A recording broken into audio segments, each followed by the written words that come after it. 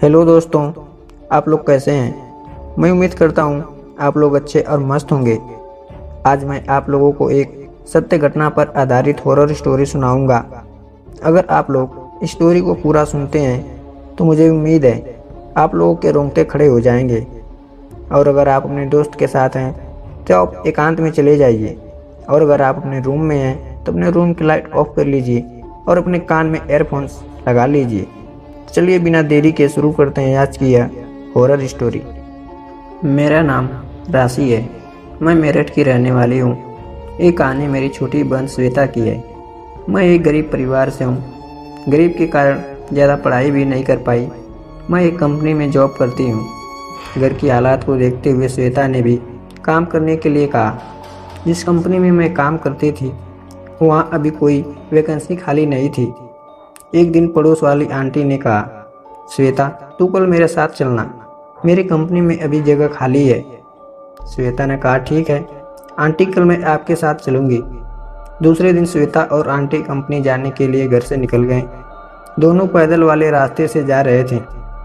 वही रास्ते में रेलवे क्रॉसिंग भी पड़ता था। ये तो सभी जानते हैं कि रेलवे क्रॉसिंग पर आए दिन कोई न कोई दुर्घटना होती रहती है। श्वेता शाम को घर आ गई।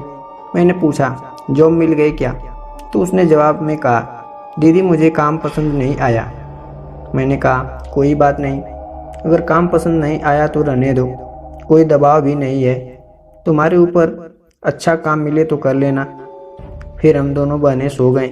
रात को श्वेता की तबीयत अचानक से खराब हो गई। उसका शरीर बुखार से तप रहा था। मैंने टॉर्च ढूंढी और उसके लिए दूसरे कमरे से दवाई लेके आई और उसे जगाने लगी। वो उठते ही बहुत ज़ोरों से रोने लगी। मैंने पूछा, क्या बात है, दर्द हो रहा है क्या? तो उसने कोई जवाब नहीं दिया, बस रोई ही जा रही थी। मैंने फिर पूछा, क्या हुआ? लगातार रोए जा रही थी। अब मुझे चिंता होने लगी कि ना ये कुछ बोल रही है और ना दवाई ले रही है, बस रोए ही जा रही है। आखिर इसको ऐसा क्या परेशानी है? जैसे तैसे वो रात गुजर गई। सुबह हुई, मम्मी चाय लेकर हमारे कमरे में आई तो मैं उनको सोती दी ही। मम्मी ने मुझे जगाया और कहा, आज जॉब पर नहीं जाना है क्या? इतनी लेट तक सो रही है। मैंने कहा, आज मैं माँ जॉब पर नहीं जा रही हूँ, श्वेता को डॉक्टर के पास लेके चलेंगे। ये रात बहुत रो रही थी, इसका शरीर भी बुखार से पूरा तप रहा था। मम्मी ने कहा, ठीक है तुम नाश्ता कर लो, फिर हम डॉक्टर के पास चलेंगे। नाश्ता करने के बाद मैं और मम्मी डॉक्टर के यहाँ जाने के लिए तैयार हो गए। मैं श्वेता के कमरे में गई और उसे तैयार होने के लिए कहा। पहले तो मेरी तरफ अजीब नज़रों से देखने लगी, फिर एकदम से रोने लगी। मैंने कहा, क्या हुआ, रो क्यों रही है? मेरे इतना कहते ही वो ज़ोर ज़ोर से हंसने लगी और हंसते हंसते बेहोश हो गई। हमने डॉक्टर को बुलाया तो डॉक्टर ने कहा, बुखार ज़्यादा तेज़ होने की वजह से ये ऐसी हरकतें कर रही है। ये इंजेक्शन देता हूँ और कुछ दवाइयाँ देता हूँ, 1 से 2 दिन में ये पूरी तरह से ठीक हो जाएगी।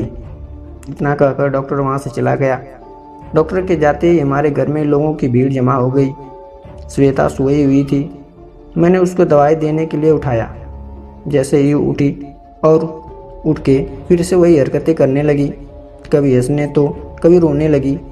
उस भीड़ से एक औरत निकल कर आई और उसने कहा, मुझे ये बीमारी नहीं लग रही है। मम्मी ने कहा, आपके कहने का मतलब क्या है? तो वो औरत बोली, अगर साफ शब्दों में कहूँ तो आपकी बेटी के ऊपर बुरी आत्मा का साया है। मम्मी ने कहा, आप एक ऐसी बात कर सकती हैं? उन्होंने बताया, 3 से 4 साल पहले मेरे भाई की बेटी भी बिल्कुल आपकी श्वेता की तरह हरकतें करती थी। हमने उसे डॉक्टर को दिखाया था लेकिन उसे कोई आराम नहीं आया था। फिर हम उसको एक सिद्धि बाबा जी के पास लेकर गए थे, तब जाकर वो ठीक हुई थी और अब वो एकदम ठीक है। मम्मी ने कहा, आप इस युग में भी भूत प्रेत जैसी बातों पर विश्वास करती हैं? ये सरासर अंधविश्वास है और कुछ नहीं। तो उस औरत ने कहा, देखिए ये बात मेरे विश्वास या अंधविश्वास की नहीं है, ये बात आपकी श्वेता की ज़िंदगी की है। भगवान ना करे उसे कुछ हो जाए तो आपको कभी माफ़ नहीं कर पाएंगे। मैंने कहा, मम्मी जो ये आंटी कह रही है वहाँ श्वेता को दिखाने में क्या अर्ज है? तो मम्मी ने कहा, राशि तू भी ना इनकी बातों पर विश्वास कर रही है। मैंने कहा मम्मी बस हमारी श्वेता ठीक होना चाहिए, चाहे हमें उसके लिए कहीं भी जाना पड़े, जिसको दिखाना पड़े हम दिखाएंगे। मम्मी ने मेरी बात मान ली और उस औरत से कहा, आपके भाई की बेटी को आपने कहाँ दिखाया था, आप हमें भी वहाँ ले चलिए। उन आंटी ने कहा, आप मेरे साथ चलो, मैं आपको लेकर चलती हूँ। मैं मम्मी और पापा और आंटी श्वेता को लेकर उस गांव में पहुँचे जहाँ वो बाबा रहते थे। आंटी ने कहा, बाबा मंदिर में रहते हैं, और हम मंदिर की ओर चल दिए। रास्ते में चलते चलते श्वेता एकदम से चिल्लाई मम्मी और बेहोश होकर ज़मीन पर गिर गई। पापा श्वेता को गोद में उठाने लगे तो उसके शरीर में मानो उसके वजन से दोगुना वजन हो गया था। पापा उसको उठा ही नहीं पा रहे थे। इतने में बाबा जी के बेचे हुए 2 आदमी आए और उस श्वेता को उठाकर मंदिर में ले गए। हम सब भी दौड़कर मंदिर में पहुंच गए। अब श्वेता बाबा जी के सामने बेहोश लेटी हुई थी। बाबा ने श्वेता की नब्ज देखी और हमसे पूछा, क्या आपने बिटिया को 2 से 3 दिन पहले कहीं भेजा था क्या?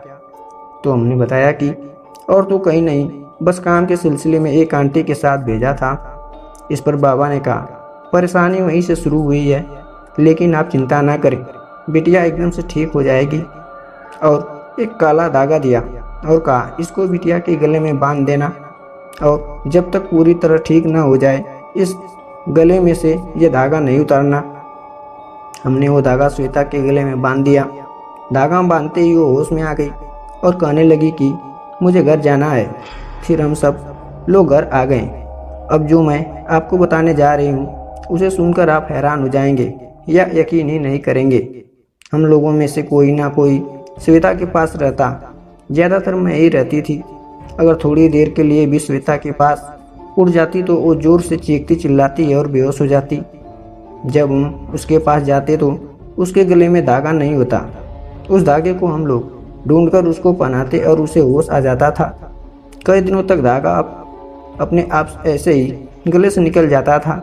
एक दिन मैंने मम्मी से कहा, मम्मी श्वेता के गले से धागा रोज अपने आप निकल जाता है, क्यों न इसमें और गांठें लगाकर इसे इतना छोटा कर दें कि फिर गले से निकल ही ना पाए। मम्मी ने ऐसा ही किया, धागे में बहुत सारी गांठें लगा दी और हमें लगा कि उसके गले से धागा नहीं निकलेगा, लेकिन हम सभी के होश उड़ गए जब हमने देखा कि धागा फिर से गले में नहीं है।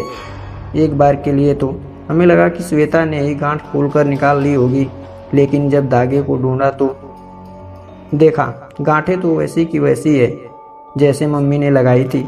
हम सोच में पड़ गए, बिना गांठ खुले धागा कैसे गले से निकल सकता है। फिर ध्यान आया कि बुरा साया तो कुछ भी कर सकता है।